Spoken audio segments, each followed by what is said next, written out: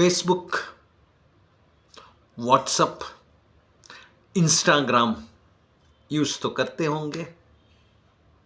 Mark Zuckerberg नाम तो सुना होगा। अगर आप शादी करने वाले हो या आप पेरेंट्स से और अपने बच्चों की शादी करने वाले हो तो ये वीडियो आपके लिए है।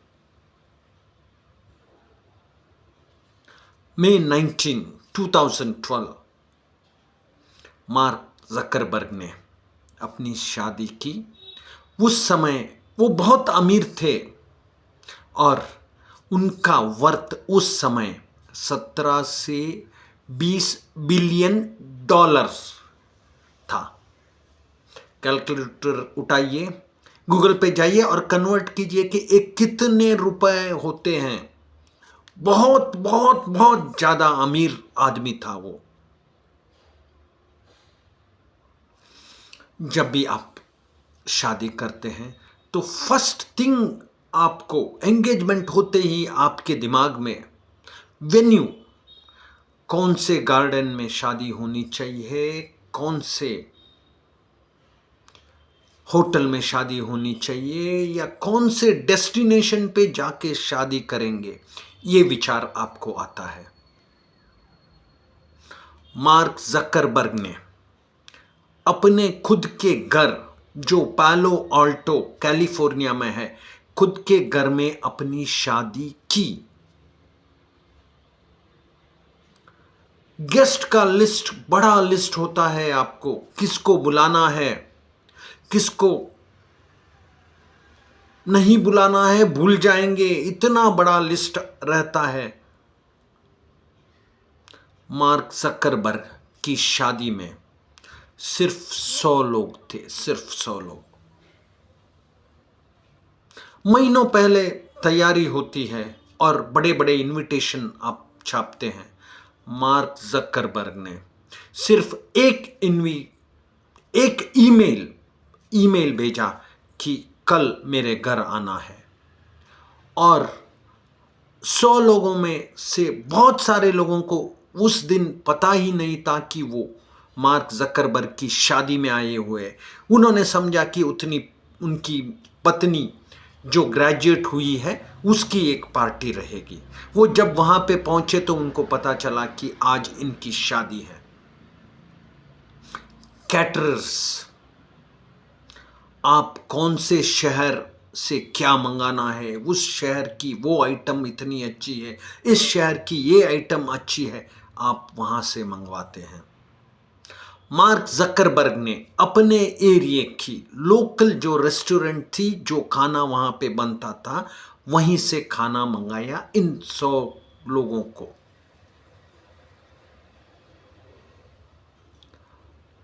देखिए, शादी एक इंसान की बहुत बड़ी ख्वाहिश रहती है और पेरेंट्स के भी। और भारत में देखा गया है अक्सर कि बहुत लोग कर्जा लेके शादी करते हैं, बहुत लोग कर्जा लेके शादी करते हैं।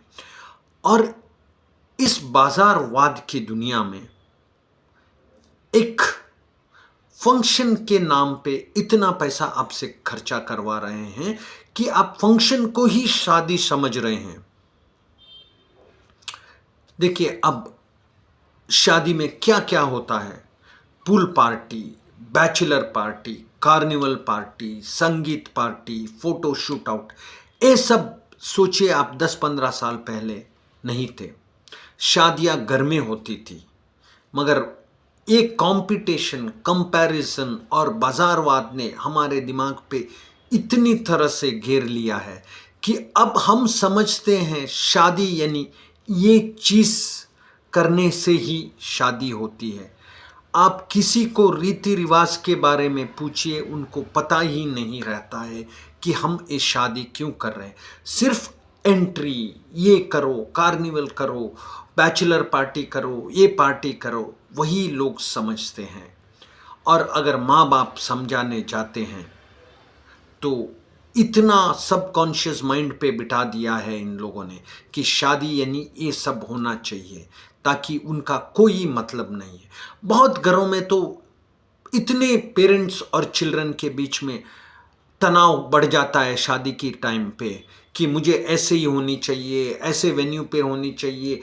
कपड़ों के लिए लाखों रुपया खर्चा करते हैं, बाहर गांव, दूसरे गांव जा जा के कपड़े लेके आते हैं। और मार्क जकरबर्ग ने, वो यूजुअली उनका टी शर्ट का ड्रेस है, बस उसमें ही रहते हैं। कपड़ों के लिए, मेकअप के लिए, हर चीज के लिए इतना पैसा खर्चा करते हैं और दूसरे को दिखाने के लिए।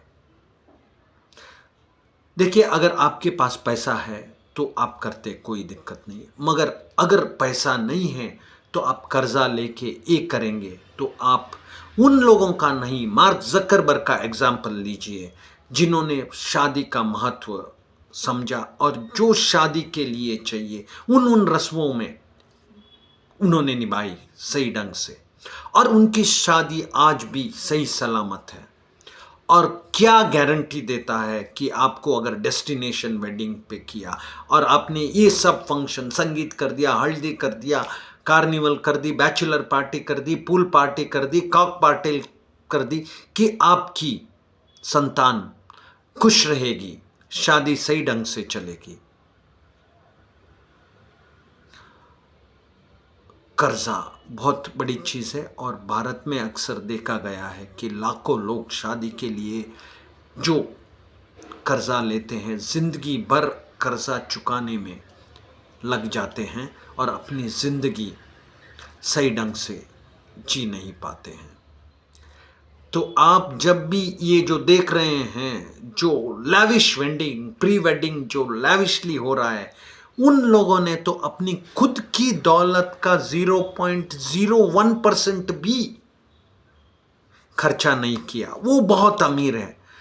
क्या आप इतने अमीर हैं कि आप वैसा कर सकते हैं? या आप अगर नहीं है अमीर तो कर्जा लेके आप क्यों शादी करनी चाहिए, जिसको चुकाने में आपकी पूरी जिंदगी चले जाएगी?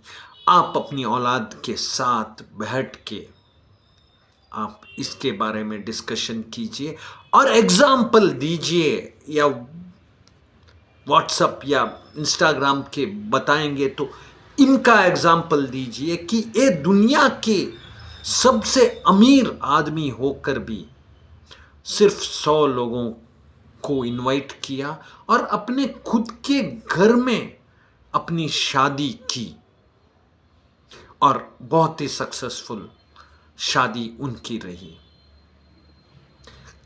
इनका एग्जाम्पल लेना चाहिए, इनको आप देखना चाहिए, और हर फंक्शन का महत्व क्या है वो आपको जानना चाहिए।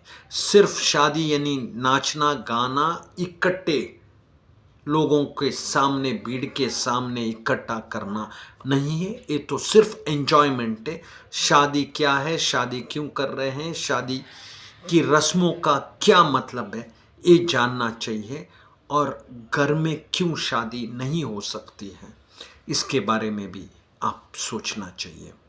आप एंजॉय कीजिए। देखिए, ये आपका पैसा है, आपकी ज़िंदगी है, आपको जो करना है कीजिए, मगर इन बाजारवाद में आके आप जो दूसरे कर रहे हैं वैसा मत कीजिए। और अगर कर्जा लेके आप अपनी इज्जत को बचाने के लिए शादी कर रहे हैं तो आपके लड़कों को, आपको भी सोचना चाहिए और समझना चाहिए बिफोर खर्चा करने के लिए। ये देखिए, ये मेरे पर्सनल विचार थे। अगर आपको कहीं पे भी बुरा लगा हो तो मैं क्षमा चाहता हूँ। मैं बहुत लोगों को देख चुका हूँ, मेरे करीबी लोग जिन्होंने शादी की और अभी तक सालों साल हो गए, जो कर्जा अभी तक चुका नहीं पाए, और एक दो केस में तो वो शादी रुकी भी नहीं, वो छूट भी गई। तो ध्यान रहिएगा, ध्यान दीजिएगा, शादी का महत्व समझिएगा, शादी क्या है, क्यों है, और रस्म रिवाज क्या है, और सोच समझ के कर्जा लेके जब भी अगर शादी करते हैं तो संबंधी को सामने दोनों पक्ष के लोग बैठ के बात करके फिर कीजिएगा। ये मेरे पर्सनल विचार है। जय जिनेंद्र।